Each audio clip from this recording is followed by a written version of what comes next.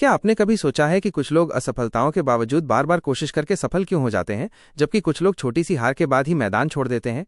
आखिर वो कौन सी चीज़ है जो इन दोनों तरह के लोगों को अलग करती है? ये कोई किस्मत या जन्मजात प्रतिभा नहीं है, बल्कि ये है उनके सोचने का तरीका माइनस उनका माइंडसेट। हार्वर्ड यूनिवर्सिटी की प्रसिद्ध मनोवैज्ञानिक डॉक्टर कैरल एस ड्वेक ने अपनी क्रांतिकारी किताब mindset the new psychology of success में इसी रहस्य को उजागर किया है। ये किताब बताती है कि हमारा सोचने का तरीका ही तय करता है कि हम अपनी क्षमताओं, सफलताओं और असफलताओं को कैसे देखते हैं। यह सिर्फ बच्चों की परवरिश या स्कूल तक सीमित नहीं है, बल्कि ये हमारे करियर, रिश्तों और पूरे जीवन को प्रभावित करता है। आइए इस महत्वपूर्ण किताब के मुख्य विचारों को विस्तार से समझते हैं। किताब का सार। डॉक्टर ड्वेक के अनुसार दुनिया में दो तरह के माइंडसेट होते हैं। एक फिक्स्ड माइंडसेट।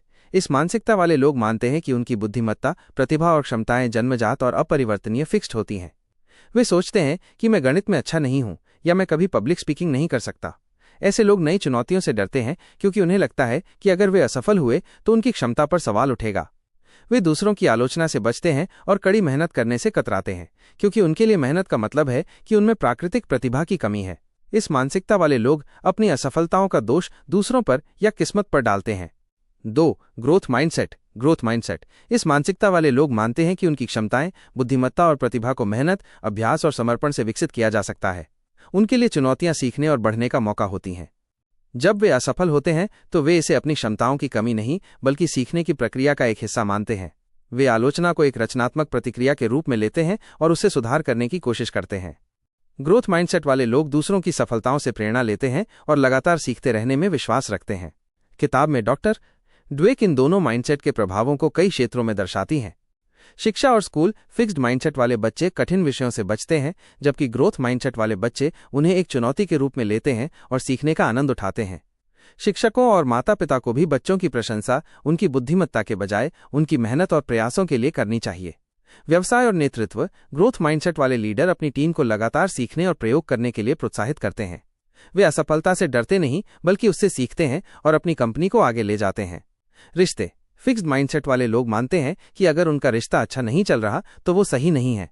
वहीं ग्रोथ माइंडसेट वाले लोग मानते हैं कि रिश्तों को बेहतर बनाने के लिए काम किया जा सकता है और वे समस्याओं को सुलझाने की कोशिश करते हैं। खेल। महान खिलाड़ी जैसे माइकल जॉर्डन और मोहम्मद अली ने अपनी सफलताओं का श्रेय अपनी जन्मजात प्रतिभा को नहीं, बल्कि कड़ी मेहनत, अभ्यास और सीखने की इच्छा को दिया। ग्रोथ माइंडसेट कैसे विकसित करें? किताब का सबसे महत्वपूर्ण हिस्सा यह है कि ये माइंडसेट कोई स्थायी चीज नहीं है। हम सभी के अंदर फिक्स्ड और ग्रोथ माइंडसेट के तत्व होते हैं।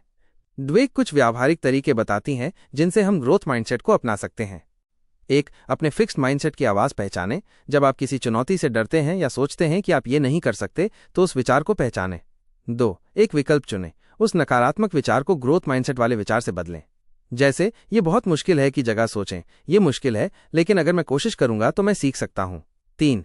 असफलताओं को गले लगाएं। असफलता को अपनी क्षमता की कमी नहीं, बल्कि सुधार का एक मौका मानें। 4. प्रयास और प्रक्रिया पर ध्यान दें। सिर्फ परिणाम पर ध्यान देने के बजाय अपने प्रयासों और सीखने की प्रक्रिया की सराहना करें। निष्कर्ष। Mindset the new psychology of success सिर्फ एक किताब नहीं है, बल्कि ये जीवन को देखने का एक नया नजरिया देती है। ये हमें सिखाती है कि हमारी क्षमताएं पत्थर की तरह स्थिर नहीं हैं, बल्कि मिट्टी की तरह हैं जिन्हें लगातार काम करके किसी भी आकार में ढाला जा सकता है। ये किताब आपको अपनी सीमाओं से परे जाकर अपने जीवन की पूरी क्षमता को अनलॉक करने के लिए प्रेरित करती है।